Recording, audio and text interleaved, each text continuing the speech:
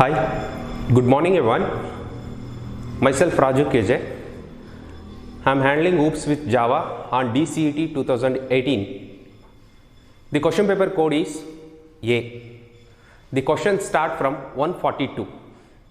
Usually the questions from 142 start with as an OOPS with Java programming. Let's look into the first question on DCET 2018 question paper. Question paper code is A. The question is, which component is responsible for converting the byte code into machine specific code? So when we go with this question, before that we just discussed with something on Java. So Java is the most popular language in the software industry because of its compatibility, and the thing is, it's a most robust OOPS language. So first, the Java was being founded by James Gosling. He is working in a Sun Microsystem. Initially the Java is called as an Yolk, O-A-K, Yolk. The project works from 1991 to 1996. He has been worked for the 6 years to invent the Java programming. Initially it is called as an Yolk. After that it is named by the Java. So let's look into the question. Which component is responsible for converting the byte code into machine specific code? The options is JVM, JDK, JIT and JRE. So we will discuss one by one. The JVM stands for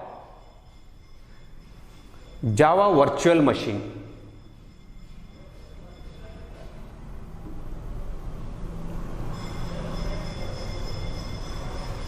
And JDK is nothing but Java Development Kit.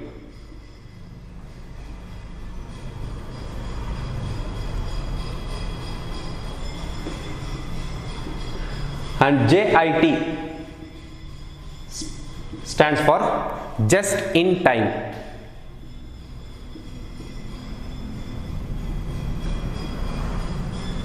And JRE is nothing but Java Runtime Environment.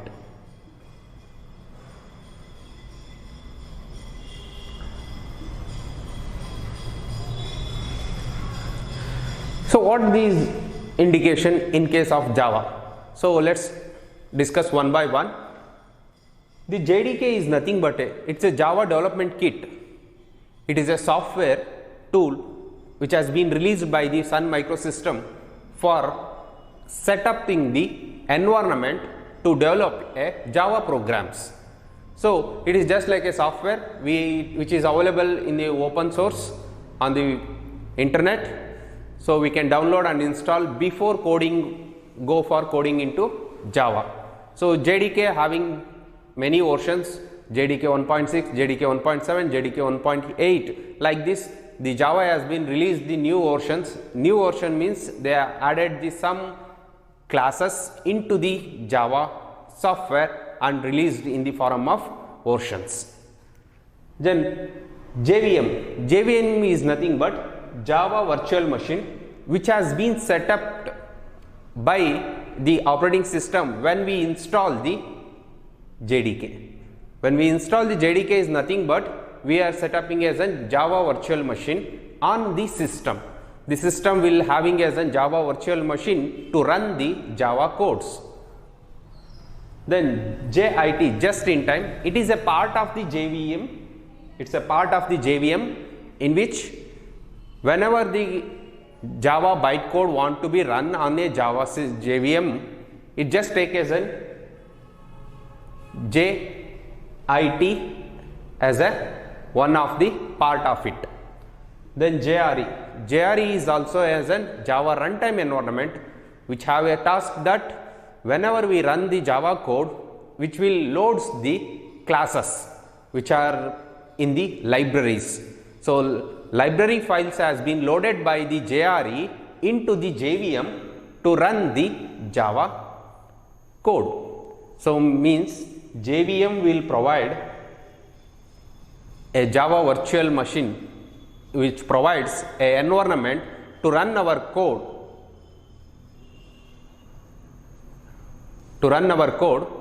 that is in the form of bytecode.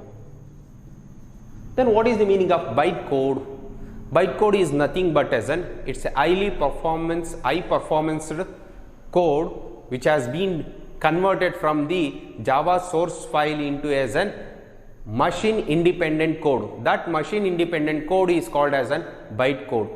So when we compile the source code, the JVM will give as an bytecode. That bytecode we can take and run in any of the system. Means the bytecode is a machine independent code. So JVM will take the bytecode and compile, interpret it and gives as an machine runnable code. When we get as a machine runnable code, we give the input and take the output. So before that, the JRE will loads the library files which has been used by our code, Java code. Then the question, which component is responsible for converting the byte code into machine specific code? The question, whatever we discuss right now, is related to as a JVM. JVM is a thing which converts the byte code into a machine specific code, because byte code is a machine independent code. When we run the byte code by using the JVM, it will give us as a machine specific code. The correct answer is JVM.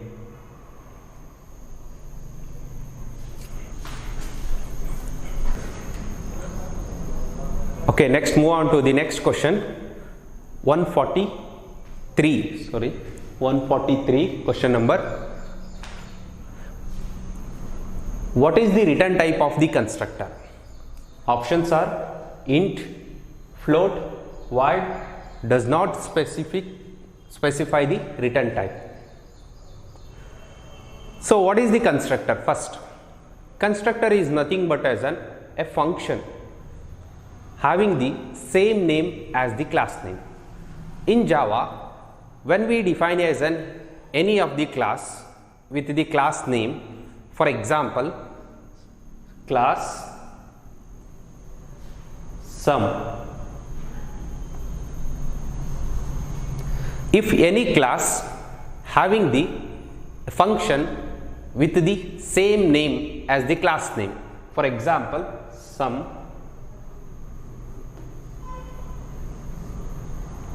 so this is called as an constructor.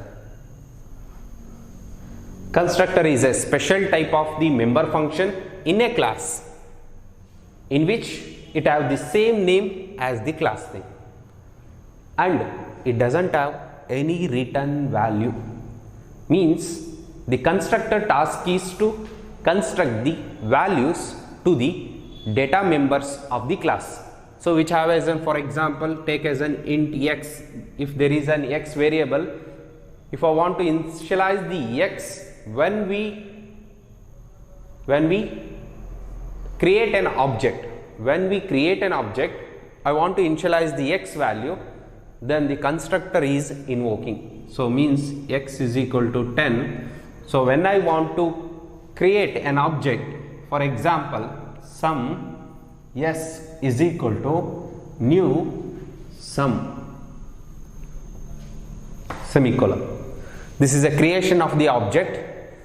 When we create an object, s is nothing but allocating the memory. New is a keyword used to allocate the memory or a template of the class to the object of s.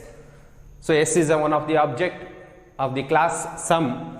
When I create an object, it automatically invokes the constructor of that class to initialize the data members. For example, here data member is an x. If I want to initialize the value to the x, when we create an object, the automatically constructor will call and initialize its value as 10. It doesn't have any return type. It doesn't have any return type. So even void is also not specifying. Then the constructor task is to initialize the data members, not to perform any kind of operations. So either reading the value, either printing the value, or performing any operations like sorting, searching. We are not performing any kind of these operations on the constructor. The only thing we are doing is data members initialization. There is no any return type, and it automatically calls when the object is created. So if you create more than one object, if you create as in 10 objects, 10 times this function is invokes for each object. For each object, separate data members has been created and initialization is going to done.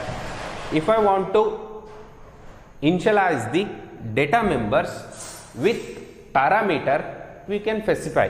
For example, here 10 and the int a, x is equal to a. It's a parameterized constructor, means it passed the value 10 to the constructor to initialize the data member x. So this is a parameterized constructor. We can pass the parameterized constructor also, but the thing is it doesn't have any return value. So come to the question. So the correct answer is 4.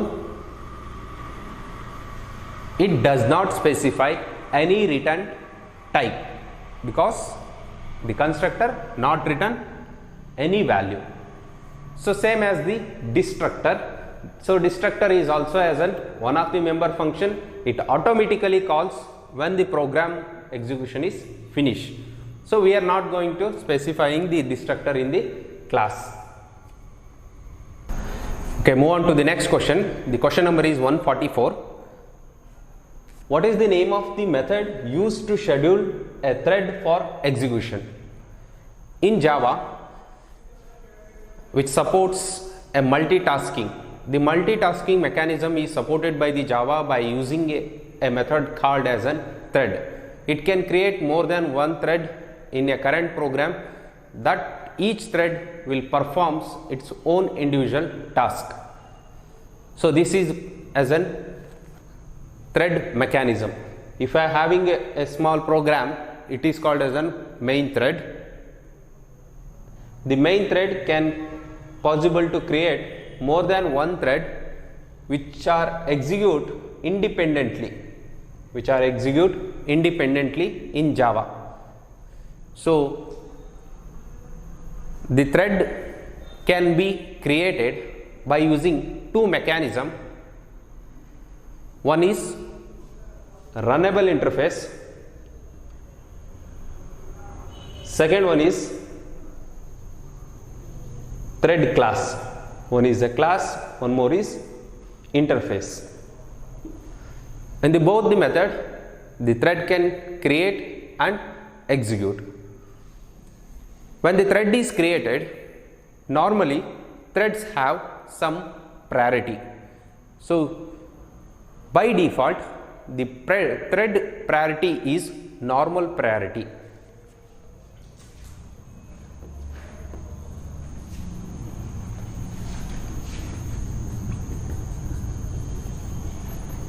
So there are 3 values we can assign to the thread. By default, it is a normal underscore priority.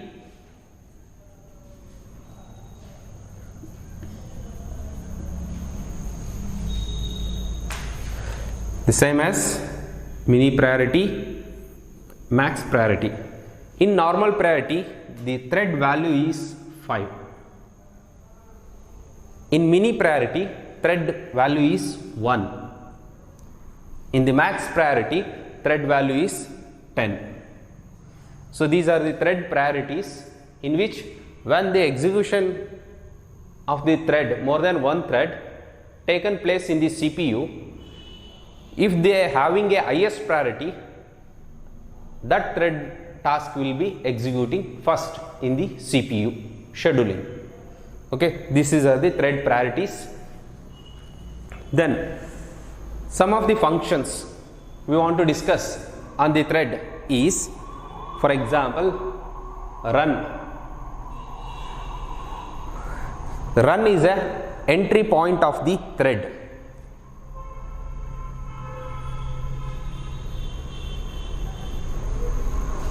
Run is a entry point of the thread. Is alive.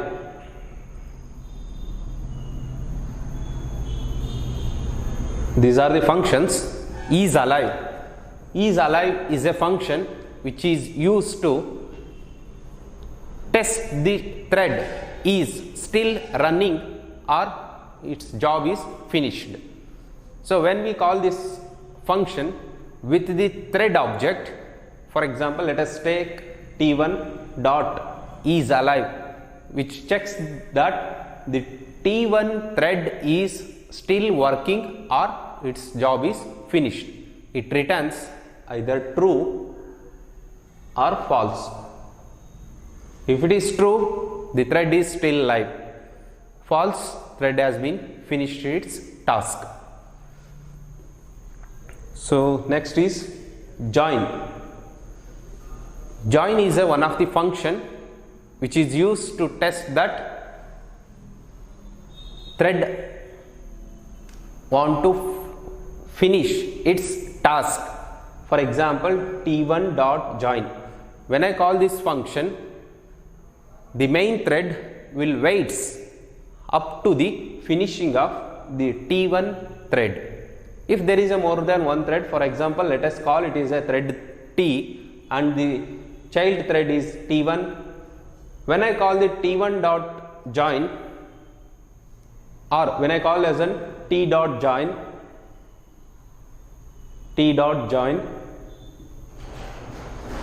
in which the main thread will wait up to the finishing of the child thread, T1 dot join. After finishing of the thread T1, it intimates to the main thread, job has been finished.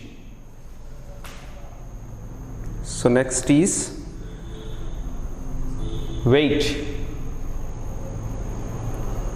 Notify.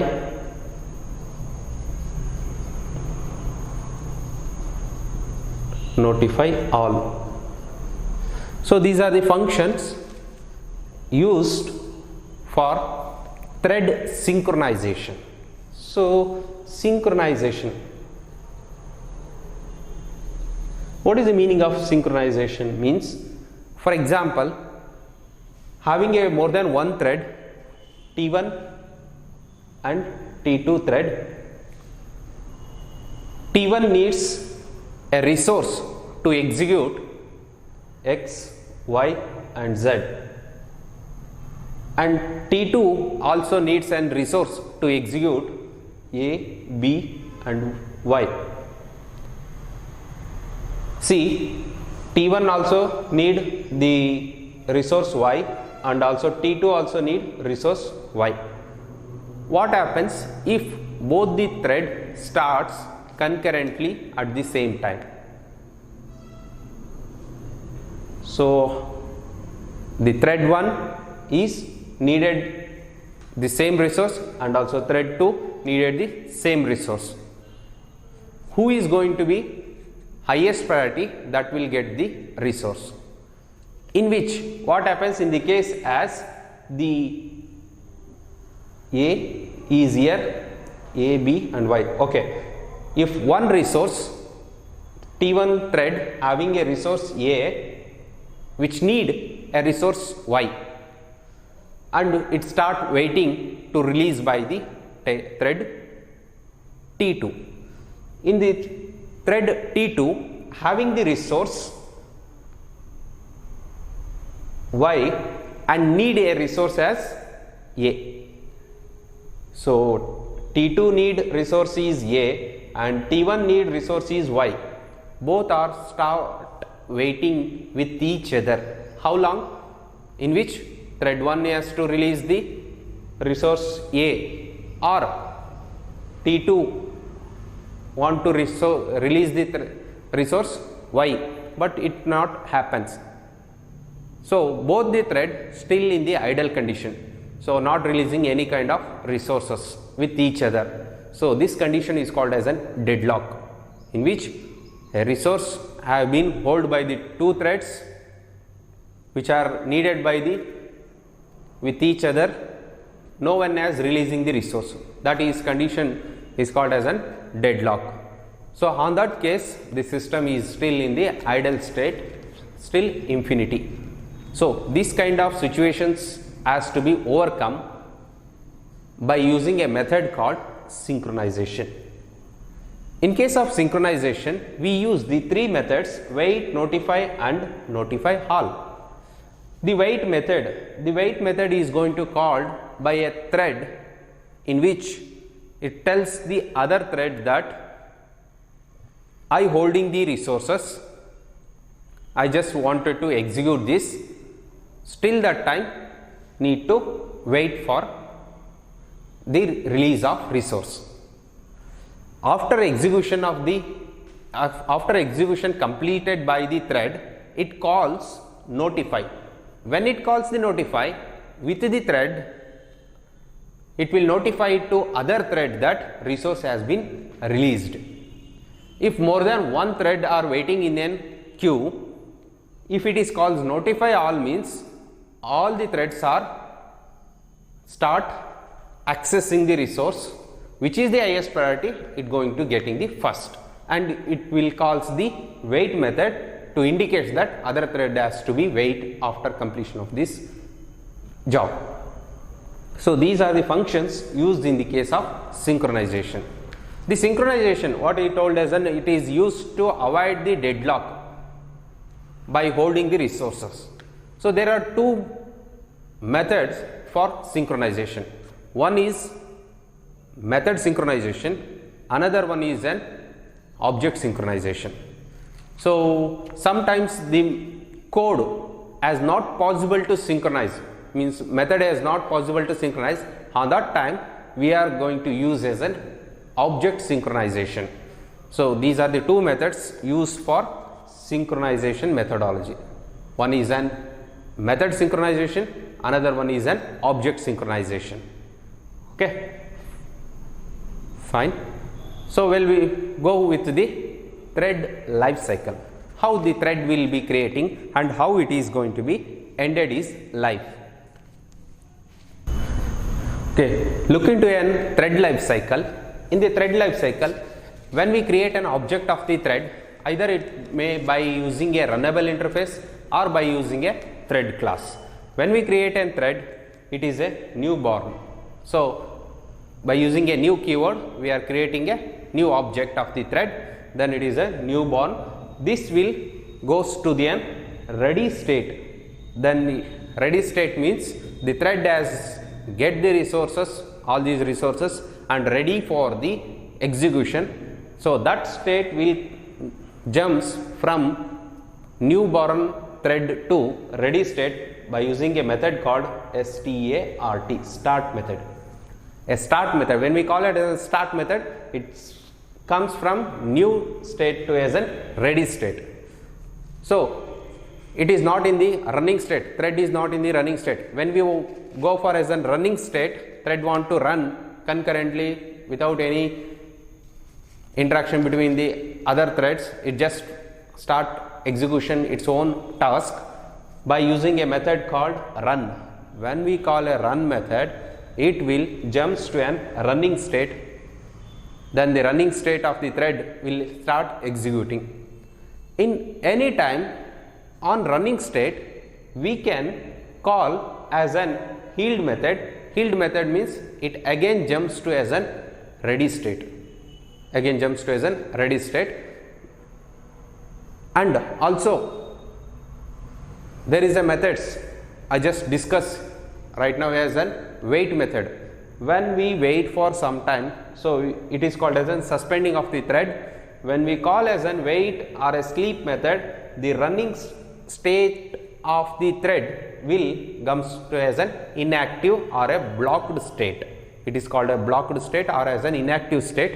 On that time, the thread will not perform any kind of operation. In the inactive state or a blocked state too, again if we want to come to a running state, means through ready state we can travel. So means there is a method called notify and also an resume. These two methods used to call the thread from inactive state to an ready state, then ready state to as an running state. Okay. So at any time, if thread is finished its job, it goes to as a finished state, or if it is in the inactive state, if I want to be close that thread, just call as a method stop. Even though if it is in the ready state, I don't want to execute any kind of operation by using that thread, then you can easily suspend that thread or stop that thread by calling a method stop from ready state to an finished state. So these are the methods used to take the life cycle of the thread. So come to a question, what is the name of the method used to schedule a thread for execution? Not in the case of as a thread is ready. So thread ready will going to call by a start method. So init, this is not as a method, we are not used. Start method is used from newborn baby to as a ready state of the thread. Run is a method which is take the thread from ready state to an running state. So the correct answer is run. What about the resume? Resume is a function used take the thread from inactive state to an ready state.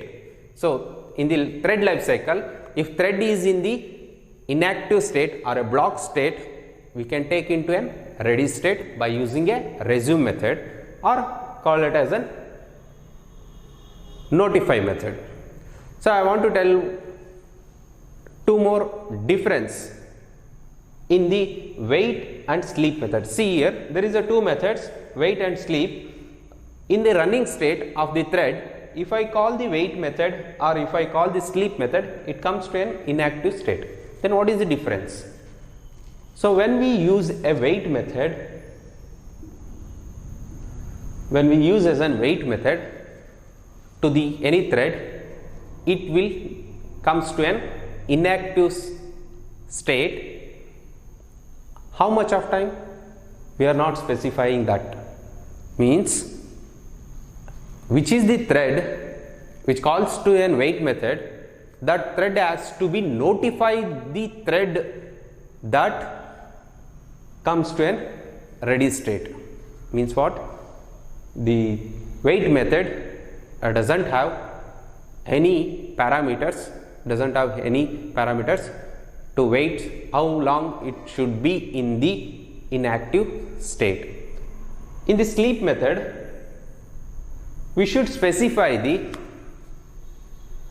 value in a microsecond or a nanoseconds, in which that much of time the thread is in sleep mode. Sleep mode means it is not performing any kind of operation as in the wait method, but the thing is, after completion of that time, the thread automatically comes to as a ready state without any intimation by the any other thread.